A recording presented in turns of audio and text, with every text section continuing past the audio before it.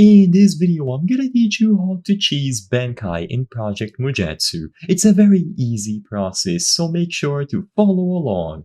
In this video, I'm gonna be talking about acquiring Bankai in Project Mugetsu and how to properly do it. So as you might be aware, if you want to get Bankai for you will need to go through this minigame where you will be fighting a boss. A lot of people have reported that their bosses have more than 7,000 or even 8,000 health, so it can be quite tricky to defeat them.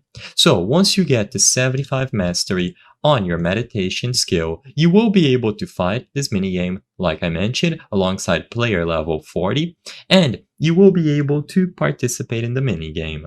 In this minigame, you have to run around and find the correct sword. There will be plenty of swords scattered around the floor, and all that you have to do here is interact with them.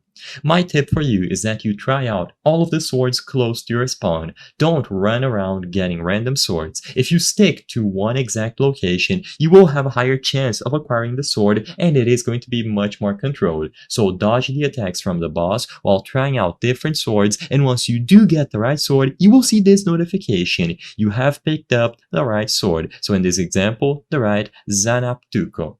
So you will be able to browse through all of them, and once you find the exact sword, now you can strike, and it comes down to you dodging their attacks, recovering your HP, and finally killing the Bankai to unlock it.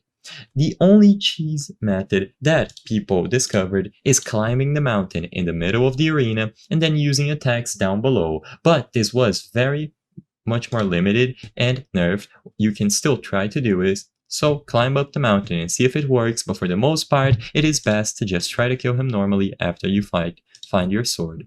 I hope I was able to help you on how to cheese Bankai in Project Mugetsu. If this video helped you, please be sure to leave a like and subscribe for more very easy tips. Thank you for watching.